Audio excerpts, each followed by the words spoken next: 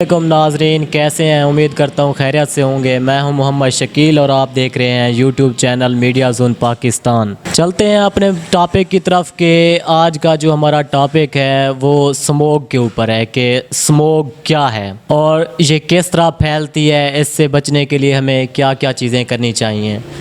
तो दोस्तों, ये स्मोक एक किस्म का धुआं है जो कि जैसा कि ये फैक्ट्रियों वगैरह का धुआं और बहुत से केमिकल्स मिला के इनके साथ जो धुआं निकलता है, खारिज होता है, वो होता है स्मोक। ये एक फ़िज़ाई आलूदगी है जो धुएं और धुंध की शक्ल में आती है।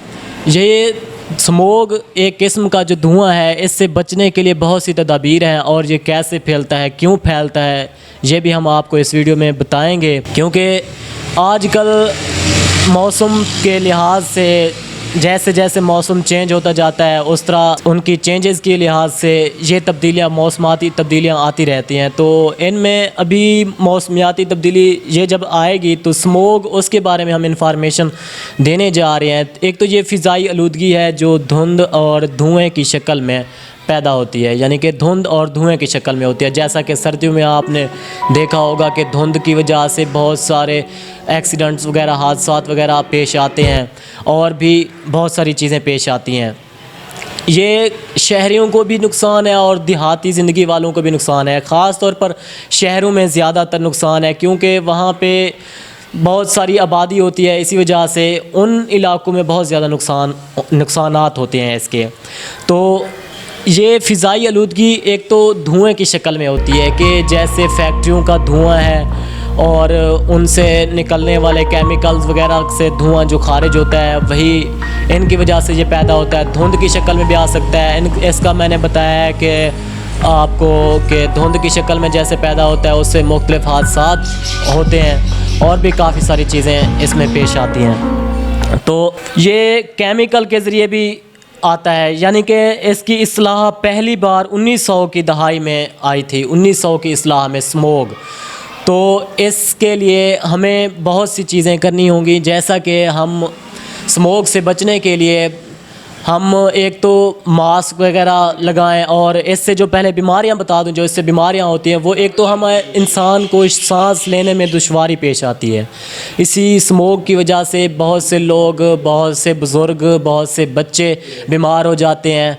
जैसा कि उस स्मोक की वजह से हमें वही धुआं धुंध की शक्ल में या धुएं की शक्ल में हमारे जिस्म के अंदर, हमारे मुंह के अंदर चला जाता है। सांस लेने में इंसान को बहुत बड़ी दुश्वारी होती है, बहुत बड़ी मुश्किल होती है। तो इसके बारे में भी हम आपको बताएंगे, जिसके धुएं की वजह से हमें बहुत बड़े नुकसानात उठाने पड़ते हैं। हमारे फेफड़ों के अंदर चला जाता है ये धुआं और वहाँ पर भी हमारे फेफड़ों, जिगर और बहुत सारी चीज़ों में मसाइल पैदा करता है।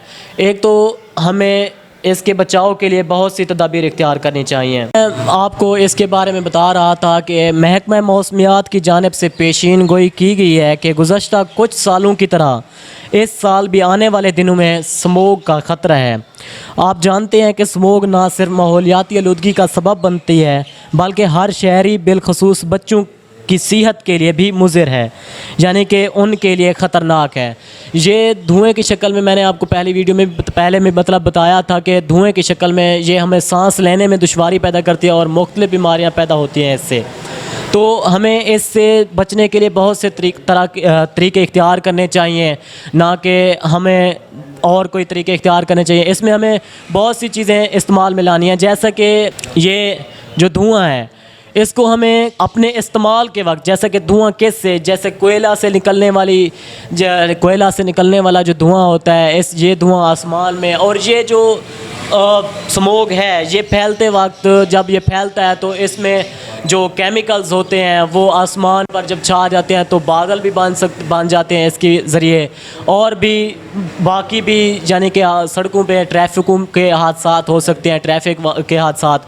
तो इसमें हम आपको बताएंगे कि बाकी भी स्कूल्सों, कॉलेजेस वगैरह में इसमें भी इसका ख़तरा है। ज़्यादातर बच्चों और बुज़ुर्गों वगैरह इनको भी ख़तरा है, क्योंकि स्कूल्स में जो प्राइवेट स्कूल्स यानी कि जो भी आल स्कूल्स हैं दुनिया के ममालिक में, पाकिस्तान के आल स्कूल्स जो भी हैं, उसमें स्मोक का बहुत बड़ा ख़तरा है। क्योंकि उसमें बच्चों पर बहुत ज़्यादा ये असर होता है। इसलिए हमें उन तदबीर पर बहुत सख्ती से अमल करना चाहिए कि एक तो ہمیں ماسک وغیرہ پہن کر رکھنا چاہیے. اس کے بعد پانی کا زیادہ سے زیادہ استعمال کرنا چاہیے اس سے بچنے کے لیے, یعنی کہ ہمیں اسموگ وغیرہ سے بچنے کے لیے پانی کا زیادہ سے زیادہ استعمال کرنا چاہیے. ایسی کھیل یا سرگرمیوں میں حصہ نہیں لینا چاہیے جس سے سانس پھول جائے, یعنی کہ سانس لینے میں ہماری دشواری پیدا ہو, ہم سانس نہ لے سکیں, اس کھیل وغیرہ میں ہمیں حصہ نہیں لینا چاہیے. دوسرا ہے کہ اسکول کے اندر یا باہر اور بھی بہت سی جگہوں پہ, یعنی کہ ایسی جگہوں پہ لکڑی نہیں جلانی چاہیے جہاں پر یہ دھواں ہماری صحت کو نقصان دہ ثابت ہو.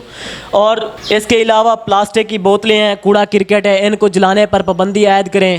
کیوں؟ ان کی وجہ سے بھی جو زہریلا دھواں اٹھتا ہے اس سے بھی یہ پھیل سکتا ہے.